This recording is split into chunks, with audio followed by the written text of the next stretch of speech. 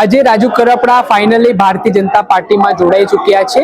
ખેડૂતો તેમની સાથે સમર્થન આપવા માટે પહોંચ્યા છે। કમલમમાં તો ઉત્સાહનો માહોલ છે। સ્થાનિક સ્વરાજ્યની ચૂંટણી છે તો ખેડૂતો શું માની રહ્યા છે? શું લાગે છે રાજુ કરપડા ભાજપમાં જોડાયા છે? એવું કહેવાતું હતું કે એમના પર કેસો થયેલા છે અગાઉના, એટલે જેલમાં ના જવું પડે તે માટે સોદો કર્યો છે। તમારા વતી તમે શું માનો છો આ બાબતે? બહુ સારી બાબત છે। અમે બહુ ખેડૂતો ઉત્સાહમાં છીએ કે ભાઈ હવે અમારા પ્રશ્નો અહીંયા સુધી વાંચા આપશે અમારા પ્રશ્નો અને અમારા કામ મળતી હતી કે નહીં? અત્યાર સુધી તો કેવું છે કે સામે અપક્ષ આમાં હતા આમ આદમીમાં, એટલે કાંઈ એવું કાંઈ નહોતું, પણ હવે અમારે વાંચા ન આપવા વાળા સરકારમાં હતા ને હવે તમે સરકારમાં જોડાયા છો? હા, હવે અમે સરકારમાં જોડાયા છીએ ને અમને અપેક્ષા છે કે સરકાર અમારા ખેડૂતોના કામ। રાજુભાઈ ઉપર તો ગદ્દારીનો ટેગ આપી રહ્યા છે આપ પણ? ના ના, એવું કાંઈ નથી। ખેડૂતો સાથે ગદ્દારી? ખેડૂતો સાથે જ છે હંમેશા અને રહે છે અને રહેવાના છે। શું લાગે છે હવે આનાથી ચૂંટણીમાં શું ફરક પડવાનો છે?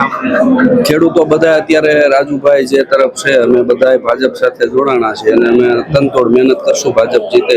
આમાં આક્ષેપો એવા થાય છે કે ભાઈ જ્યારથી ભાજપની સરકાર છે ત્યારથી ખેડૂતોની જે આવક બમણી કરવાની વાત હતી તે આવક બમણી નથી થઈ, કરદો પ્રથા હજી ચાલે છે, એ બધી બાબતો તમે? કરદો પ્રથા રાજુભાઈ જયારે જેલમાં ગયા અને પછી કરદો પ્રથા ગુજરાત સરકારે બંધ કરેલી છે, બધા જાણે છે ખેડૂતો, અને હવે પછી એવું ન થાય।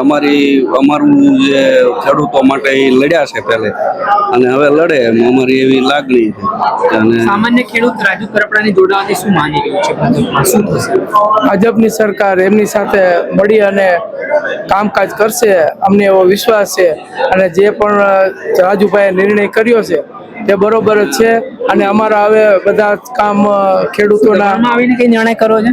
નહીં, રાજુભાઈ કોઈથી દબાઈ એવા નથી। એમની માથે સુરત દાદાની મહેરબાની છે, વાસુકી દાદાની મહેરબાની છે, અને કોઈ પણ જાતના એ ભાઈ દબાઈ એવું નથી, અને ખેડૂતોના પ્રશ્ન એ આપશે જ તે, અને પાર્ટી સાથે મળીને। અચ્છા, હવે સુરેન્દ્રનગરના બધા ખેડૂતોના પ્રશ્ન સોલ્વ થઈ ગયા છે કે બાકી છે? હજી બાકી છે। પ્રશ્ન પાણી છે કે સિંચાઈ, બધા પ્રશ્નો બાકી છે એમના, એટલે જે આ ભારતીય જનતા પાર્ટીમાં જોડાણા છે તો એ કામ બધા થઈ જશે એવી। ધારાસભ્ય અમારા ધારાસભ્ય તો શામજીભાઈ ચૌહાણ આવે છે, મુલાકાત કરે છે?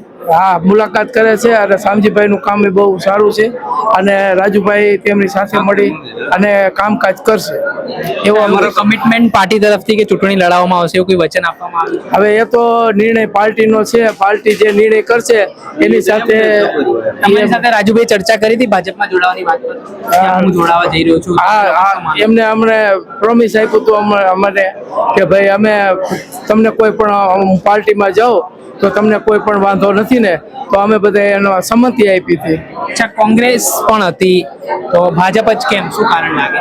ભાજપ જે કામ માણસોના થશે, અત્યારે આવો વિકાસ છે, રોડ રસ્તા પાણી। આજ નેતા ભ્રષ્ટાચારના આરોપ ભાજપ પર કરતા હતા અને કહેતા હતા કે અમે ખેડૂતો જળમૂળથી આ સરકારને ઉપાડી ફેંકીશું। પણ માણસો તો શું છે કે ભાઈ અમુકને નો કામ થયા હોય તો એવડે લોકો બોલતા હોય છે, પણ બીજા માણસો તો કોઈ બોલી શકે નહીં। જે વિકાસ થયો છે એ તો દેખાય જ છે, પણ ભ્રષ્ટાચાર કોઈ એવું બન્યું હોય તો માણસો એવું એક્સેપ્ટ કરી લેતા હોય છે। આવક બમણી થઈ કે નહીં ખેડૂતોની?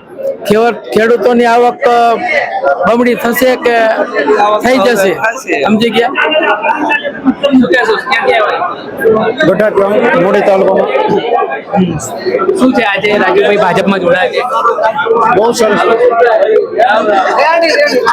બહુ સરસની વાત છે। આ તો અમે રાજુભાઈ ભાજપમાં જોડાણ છે તો આજે તો ખેડૂતોને શું કહેવામાં આવ્યું હતું? તમારી સલાહ સલામતી કે રાજુભાઈ ખેડૂત નેતા છે, એટલે ખેડૂતનો બધા ખેડૂતનો મત એવો છે રાજુભાઈ ખેડૂત નેતા ખેડૂતોનું કામ કરવાના છે રાજુભાઈ તો કાયમી માટે।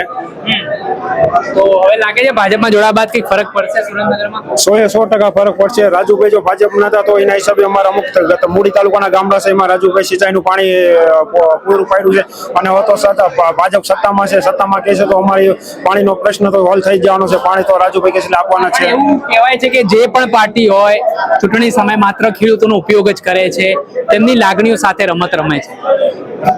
એ રાજુભાઈ એવા માણસ નથી. રાજુભાઈની અમને ખબર છે, અમે રાજુભાઈની કાયમી અમે 5 વર્ષથી રાજુભાઈની સાથે છીએ.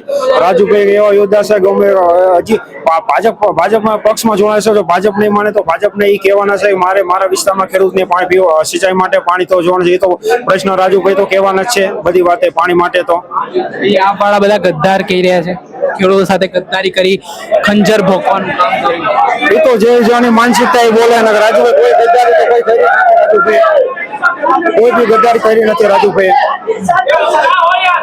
ચોક્કસથી જે રીતે આપ જોઈ શકો છો કે આ રાજુ કરપડાના સમર્થકો છે જે સુરેન્દ્રનગરથી આવ્યા છે અને તેઓ કહી રહ્યા છે કે ખેડૂતો માટે હવે રાજુ કરપડા સરકારમાં રહીને લડત ચલાવશે ને તેના કારણે આનંદનો માહોલ હાલ ભારતીય જનતા પાર્ટીના કમલમ ખાતે જોવા મળી રહ્યો છે. દર્શક મિત્રો, આવા જ વિડીયો જોવા માટે નવજીવન ન્યૂઝ જોતા રહો.